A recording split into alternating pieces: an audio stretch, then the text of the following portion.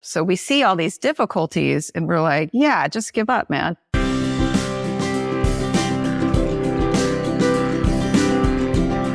Welcome to the 4th episode of the KidLit Craft podcast. This season, we're taking a deep dive into Martine Leavitt's YA novel, Buffalo Flat. Today, we're focusing on the main character, Rebecca's external desire, the obstacles that get in the way, and what will happen if she doesn't get that desire. I'm Anne-Marie Strohman, and I write everything from picture books to YA and also short stories for adults. Hi, I am Erin, Nuttall, and I write for kids, mostly YA and a little bit of middle grade.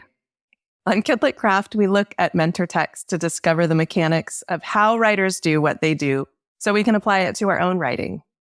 As Anne-Marie mentioned, we are exploring Martine Leavitt's Buffalo Flats, which is about Rebecca Leavitt, who is a teenager in the Northwest Territories in the 1890s.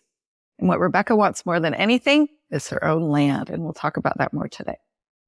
So let's start with vocabulary. Erin, what do you mean when you say external desire? And how is that different from another term we've used in previous episodes, internal desire? Okay, sure. So external desire is usually what people think about when we talk about desire. It's often tangible, visible, the thing the main character really wants. You may have heard of the Disney I Want song, and that's what the external desire is. In Newsies, it's Jack's dream of going to Santa Fe and living on his own and on his own terms. And in Buffalo Flats, Rebecca wants land that is hers and hers alone. And it's different from an internal desire because internal desire is the internal, as you might expect, change that we look for in the character.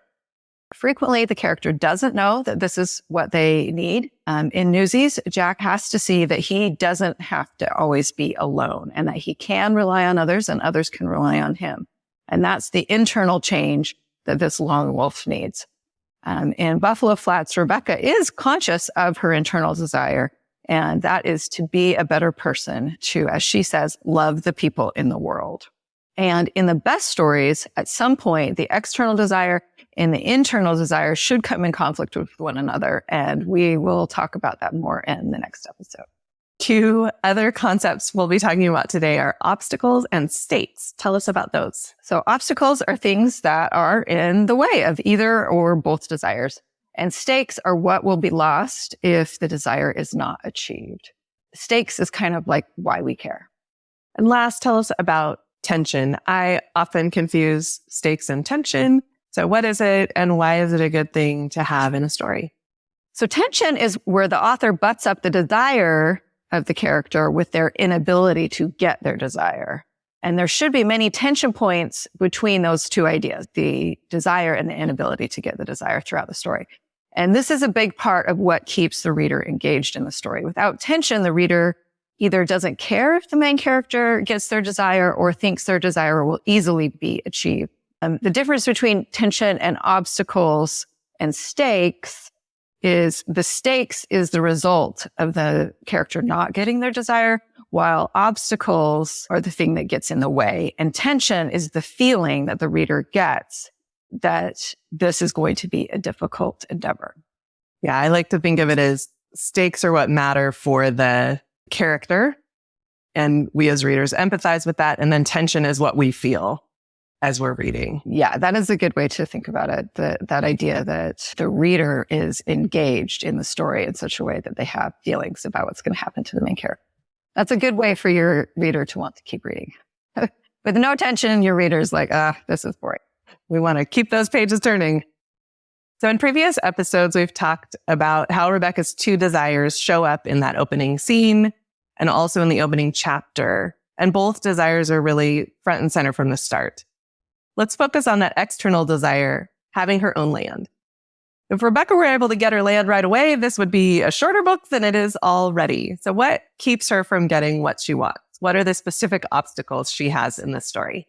Okay, so Martine is amazing at setting everything up from the beginning. And that's why we spent so much time on the opening chapter, was because she set up these obstacles. And then she continues to remind the reader that the obstacles are there.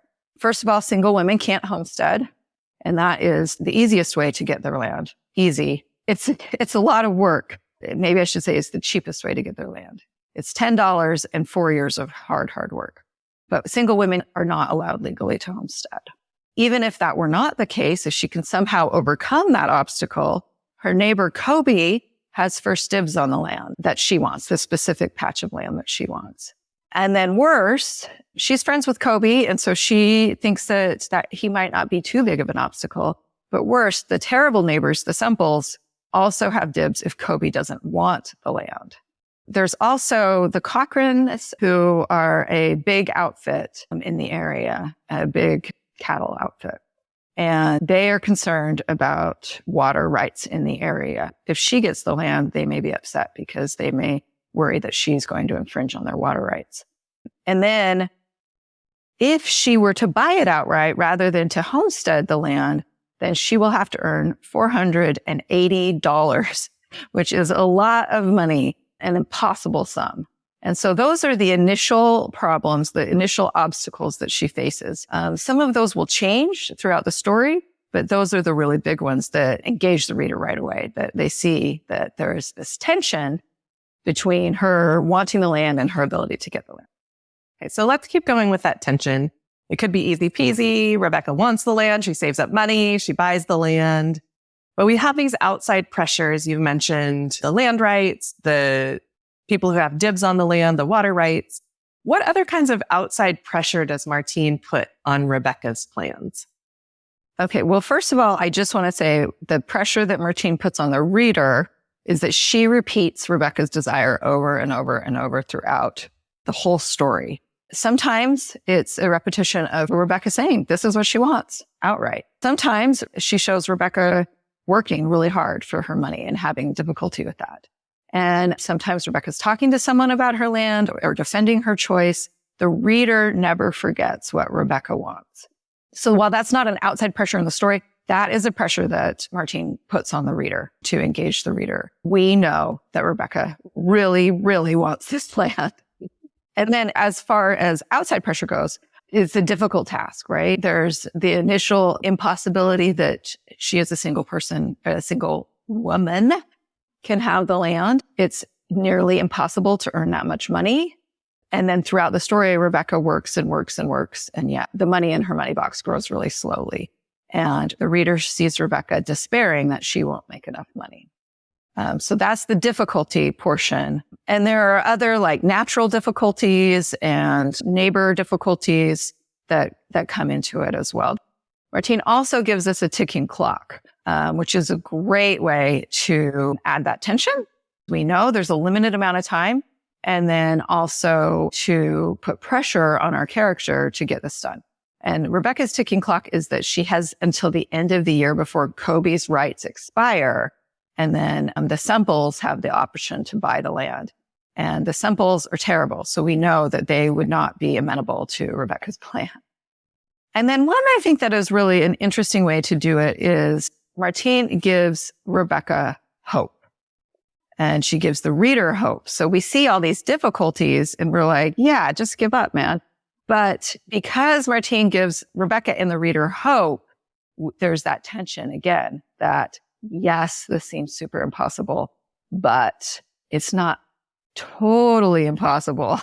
Rebecca's mother gives Rebecca her Japanese enameled box that holds Rebecca's mother's personal treasures. And she gives it to Rebecca to keep her money that she's earning for her land. We know this is a big thing because they are in the Northwest Territories of Canada, which still is sparsely populated. And so we know how difficult it would be to have a Japanese enameled box and how precious that would be for her mother. Rebecca thinks, for your land, mother had said, and mother never lied. So we get this hope. Mother believes in Rebecca, so the reader can too. Of course, there's a lot of other tools, but those are some prominent ones that Martine uses in Buffalo Flats. And that last one, that hope, and you mentioned that box, that's one of my favorite techniques in writing is finding objects that can be symbols within the story. And so this box, we see later in the story, it comes to stand in for that money. It comes to stand in for that hope. It does. That she has for the land. Yeah. And it's just a little object. And actually, she only references it a handful of times. in very short scenes. And yet when she does that, it's just like, hey, don't forget, there's this hope. It's out there. This little, balloon is flying up. And so I agree with you. It's a great way to symbolize that. Let's move on to stakes. What are the stakes for Rebecca in this journey to get her own land, this external desire thread? In other words, what happens if she doesn't get the land? Right. Okay. So I think that the way Martina set this up is really interesting. Frequently, stakes are a big thing. Like there was a show on, I don't even remember what it was called, but it had the tagline, which were the stakes: save the cheerleader, save the world. Do you remember that show? Saving the world is a big one. That's just like all of Marvel. That's the stakes. They don't do this and the world implodes or explodes or Thanos takes over or what have you. In Newsies, Jack, his stakes are that all of the working class will continue in poverty. This is not that. Buffalo Flats is not that. It is not a save the world stakes. There are no outer stakes to Rebecca not getting her land. The territories will continue. Her family will continue, but there are extreme inner stakes, almost to the same level. She made Rebecca's desire essential to Rebecca's character. And in doing so, it makes it a stake as big as saving the world. If Rebecca doesn't get her land, then she loses an essential part of who she is. And I was trying to pick a quote for this, and it was really hard because Martine reiterates it throughout the book in different ways. But I felt like this one really summed it up nicely. It says, she could go away, but she'd only be a ghost anywhere else. Without the land around her, with these mountains reminding her every day just what Mother Earth could do if she set her mind to do it, that, as much as anything, made her want the land, and every day she dreamed of it. So that is a big stake. She would be a ghost without it. As we've said, Martine set up this desire for land right from the start, and Rebecca's working toward this goal throughout the book. In what ways did Martine keep our focus on Rebecca's desire? You mentioned that she talks about it a lot. How does she do that? She talks about it a lot. Rebecca tells everyone what she wants. And I think it's one of my favorite parts of her character because she wants something that is so out of line for what a woman of her day should want. So she does. She tells her family, she tells her friends, she tells the land agent, she tells everybody. But one thing that Martine does that I found really interesting, and I hadn't noticed other authors do, and they probably do, and I just hadn't noticed, she ends many chapters with references to Rebecca's external desire. So I'll just read a couple of them, or a few, maybe more than a couple. They're pretty short. It's just the last line of the chapter. And frequently we think of that as like the kicker, right? The one that kicks you into the next chapter. And I love that idea that it's this desire that kicks you into the next chapter. So she has, but the miracle she really wanted was her land. Another chapter, Rebecca imagined that runty little pig, which she named Abigail, crawling right into her money box. Another one, she couldn't give up. There had to be a way to have her land. God might have all manner of tricks up his omnipotent sleeves. So we have these ends of chapters that show Rebecca just really, really wanting and needing that land. And that pushes us into the next chapter. So I love that combination of reminding us of the desire, setting up that tension, and pushing us to find out, does Rebecca really get her land or not? I've heard some teachers and writers talk about that desire as a yearning. Mm-hmm. And I can see that for Rebecca here, that it's so much a part of what she wants. Her focus is on it. It keeps our focus on it. Everything is related to that desire for land. It's true. It's an integral part of her character. I think a lot of us, or at least I personally, take deep dives into these ideas of plot or theme. And I personally tend to leave out desire, or I'll put it in once. And I don't remind the reader over and over because it is such a part of who Rebecca is. It's not annoying, because I think that can be, at least that's always my worry, that's the danger. I think why I don't put it in this often. I see that I could do better in that. I can make it a bigger part of who my character is. Because it does make me like Rebecca. It does make me want to cheer for her. It does make me hope that she can get her land and that she can get this thing that means so much to her. So that would be my suggestion to myself and to anyone else who is writing, that we keep that desire in the forefront of our readers' minds and we make it something that is undeniable for the character, who they are. I think Martine did a really great trick here too, or smart thing. It's not a trick. It's just a smart thing to do when writing, is that she's taken this kind of ephemeral, loose, woo-woo thing of being a part of the land and loving the land and given it to Rebecca as a concrete desire for her land, for this little piece of land. It's true. Right. And I'm working on my YA novel right now. And I've had people ask me again and again, like, what does she want? What does she want? What does your main character want? And I'm like, well, I know what she wants, but it is really non-concrete, right? That's abstract, I guess is the word there. And so watching the way that Martine has taken this abstract concept of love for the land and made it concrete in this one piece of land that Rebecca wants for herself, that makes me appreciate Martine so much and start rethinking how my novel is playing out. Well, that is a conversation I had frequently with Martine when she was working with me on my YA manuscript. She would always be like, we need to know more about her desire. And I'm like, I already said it. And clearly she's, doing X, Y, or Z to get this thing. But yeah, it was not a part of my main character. It wasn't essential to her nature. And I hadn't understood how powerful that idea is. And so it really makes me want to look at things and be like, okay, well, how do we do this so that my reader knows who my character is through what they want? And Martine does it by giving Rebecca this outspoken character. She will tell everyone that she wants the land. It's not a secret desire. That, I think, helps her along in the writing. We get to see that in dialogue. We get to see Rebecca telling people and we get to see people interacting. I think oftentimes my characters have a more secret desire that they're afraid to tell people. So I have to rely more on internal thoughts to get that desire communicated. And some of those last lines you read are Rebecca's internal thoughts, right? Imagining the pig climbing into the enamel box, for instance. I love that line. I know, it's so cute. Martine does a really good job of mixing those ideas where you have this super deep emotional tie to the land. And we see that in Rebecca's descriptions of the land. But then also these funny little things like the pig, or she hates chickens. Rebecca hates chickens. And someone gives her a chicken for some work she's done. And she decides that she'll love chickens because chickens will get her closer to her land. So there's things. It's really funny because Leavitts are not supposed to be afraid of anything. And one of the things Rebecca's afraid of is chickens. Chickens can be really mean. I will say that.